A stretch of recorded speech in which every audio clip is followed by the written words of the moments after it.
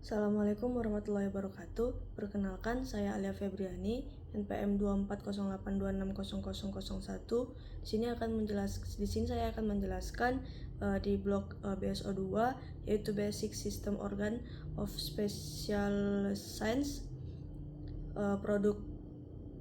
Reproduction and Urinary Tract, yang berjudul Fisiologi Kehamilan. Baik, ada beberapa fisiologi kehamilan. Yang pertama itu ada perubahan hormon, perubahan kardiovaskular, respirasi, hematologi, ginjal dan ekskresi, lalu ada gastrointestinal. Baik, yang pertama itu ada perubahan hormonal. Di selama kehamilan, tubuh ibu mengalami lonjakan hormon yang sangat besar. Ini juga berperan penting dalam menjaga kehamilan, lalu mempersiapkan tubuh untuk persalinan dan menyusui. Hormonnya itu yang pertama itu ada hormon HCG atau Human Chorionic Gonadotropin, berfungsi untuk diproduksi oleh trofoblast sejak awal kehamilan. Hormon ini mempertahankan korpus luteum agar tetap menghasilkan progesteron sampai plasenta berkembang sempurna. Kemudian ada hormon estrogen.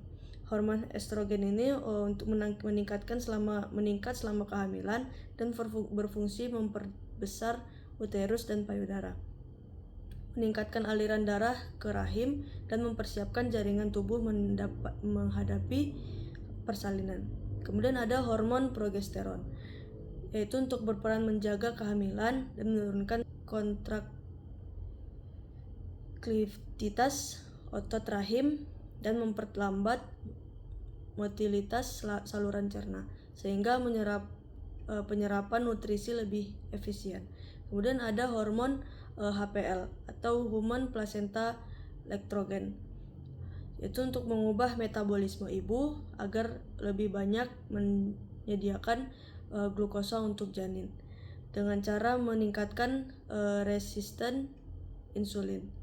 Kemudian ada hormon relaksin, itu untuk melepaskan ligamen dan sendi punggung serta membantu melunakkan serviks menjelang persalinan.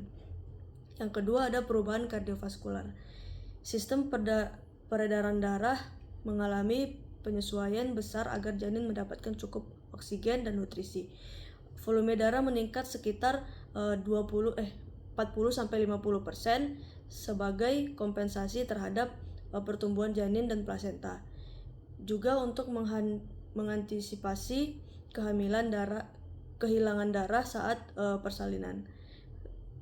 Lalu ada curah jantung meningkat karena frekuensi denyut jantung dan volume sekuncup meningkat.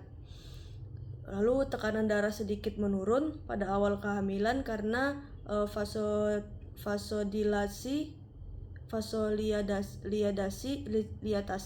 hormon progesteron. Kemudian ada aliran darah ke rahim dan ginjal meningkat signifikan untuk menunjang pertumbuhan janin dan proses filtrasi ginjal ibu. Yang ketiga itu ada perubahan respirasi. Untuk memenuhi kebutuhan oksigen yang meningkat, terjadi beberapa penyesuaian. Ada volume tidal, yaitu napas per napas, itu meningkat. Ventilasi total meningkat sekitar 30-40%. Kemudian hiperventilasi fisiologis terjadi karena stimulasi pusat pernapasan oleh progesteron, yaitu kadar CO2 menurun, lalu mendukung difusi CO2 dari janin ke ibu.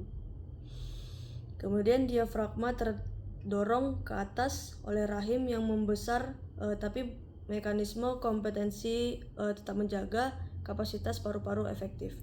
Yang keempat itu ada perubahan hematologi.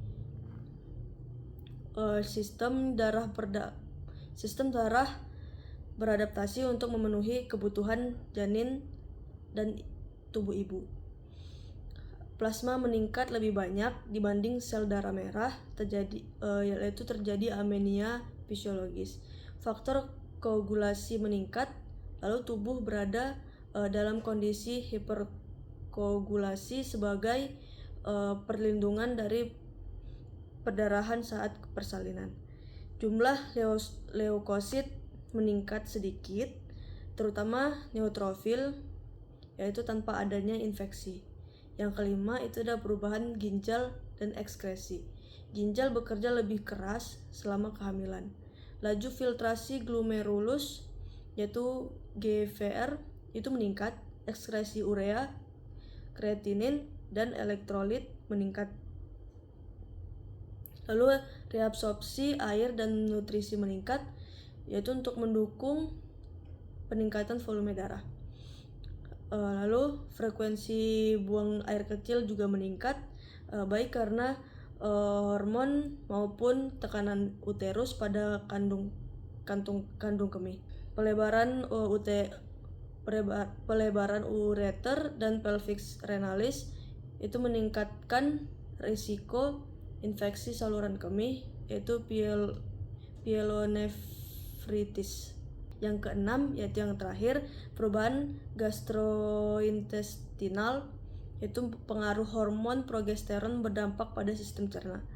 Yang pertama, motilitas lambung dan usus menurun, yaitu menyebabkan konstipasi, lalu mual dan muntah atau morning sickness, terutama di